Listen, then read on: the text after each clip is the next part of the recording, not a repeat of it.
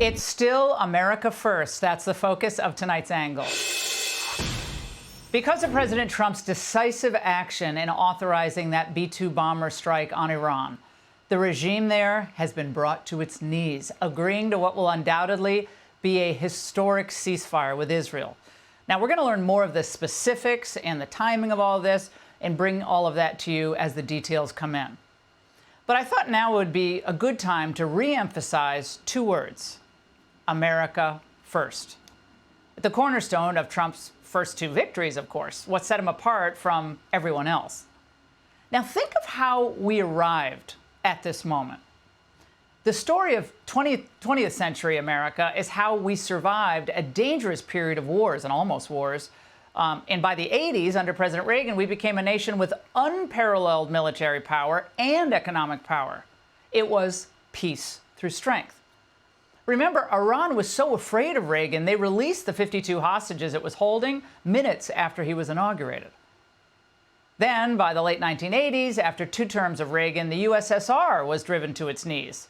Just couldn't keep up with the U.S. economic engine. Now, I was a young staffer at the White House back then when Gorbachev made his historic trip to Washington. The world was turning toward America. But then the 21st century tells a very different story, one where our leadership squandered what we'd built, with stupid trade moves and stupid wars, only to leave us adrift in a very dangerous world. Until, that is, Donald Trump came along. He told us it was time to get back to America first. My foreign policy will always put the interests of the American people and American security above all else. Has to be first. Has to be. That will be the foundation of every single decision that I will make. America. Thank you.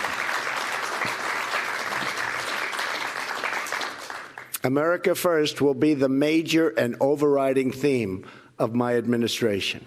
Remember, the old establishment, they hated that. They were like, well, what is he talking about? But his view, which was the correct one and really resonated with people, is that you don't fight wars you don't have to fight. Give peace a real chance, diplomacy a real chance, rebuild our own country so we can remain free from foreign interference. He believes American strength shouldn't be wasted, but used wisely.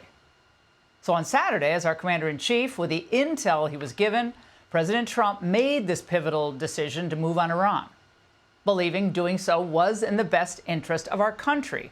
Keeping us safe from Iran's nuclear tyranny, for him, was the ultimate putting America first. So can you imagine where we'd be if Kamala were in the White House tonight? Oh my gosh, her crew would have had her dithering, appeasing, in endless international meetings that generated nothing but meaningless joint statements. She would have had us rejoin that idiotic Iran nuclear deal that gave Iran the breathing room it needed. She probably didn't even understand the significance of the billions of dollars released to Iran under Obama and Biden. And imagine taking advice, speaking of people you don't want to listen to, about any foreign policy matter, any advice whatsoever from this guy. This is very dangerous. My hope is that this is more performative than consequential, and that it will satisfy their need to be able to respond. I think President Trump needs to clearly be very judicious about measuring that and understanding it, and hopefully take the higher ground of getting back to the table for the simple reason that we don't have any visibility anymore. Okay, Grandma. Now, this should be a time where we all come together around this simple idea that the best path to keeping America safe, independent, free in the long term is to ensure that we are as strong as possible as a nation. Because, look, Iran is severely weakened by these strikes. They've agreed to this ceasefire, but there are still plenty of surrogates of Iran's who may still want to do us harm. Undersecretary Pete Hegseth and General Dan Kane, our military has thankfully returned to its original mission to protect and defend our country. This is why recruiting is soaring in the military, because we are back to mission critical. I join the President and the Secretary in being incredibly proud of the air crews, naval forces, cyber operators, planners and support teams, and commanders who made this mission possible. It is their skill, discipline, and teamwork that makes this operation possible. I liked him in the Q&A. He's no nonsense. But things could have gone in a very different direction, because this is where we were just a few short years ago.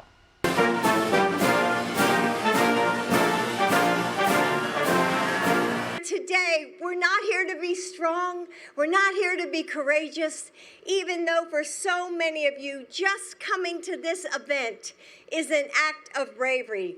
Today, we are here to find joy. I'll never forget the flag display there. What a travesty. The supreme leader was not hiding in a bunker during those years. Now, look, the point is, if we're going to be engaged in more military actions, and I hope we aren't, then we will have to focus everything we've got on our economy. And Trump knows this better than anyone, which means we should not be dependent on any foreign country, especially China, to supply us parts or computer chips or medicines, none of it. And it means Congress can't worship free trade over the need to rebuild our manufacturing base. Trump's tariffs were and are brilliant.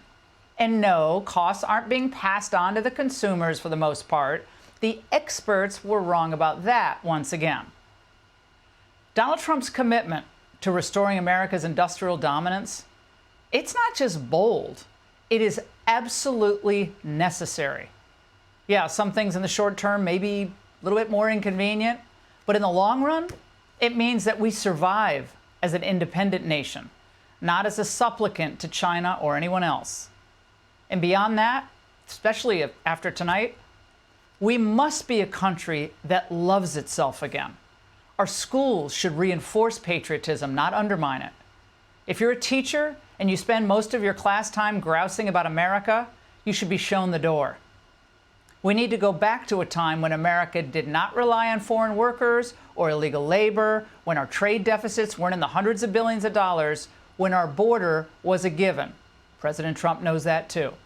When even Hollywood would make the occasional feel-good pro-American film. How about that?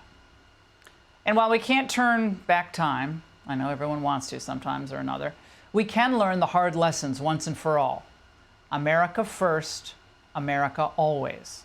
And that's the angle. Hey, Sean Hannity here. Hey, click here to subscribe to Fox News YouTube page and catch our hottest interviews and most compelling analysis. You will not get it anywhere else.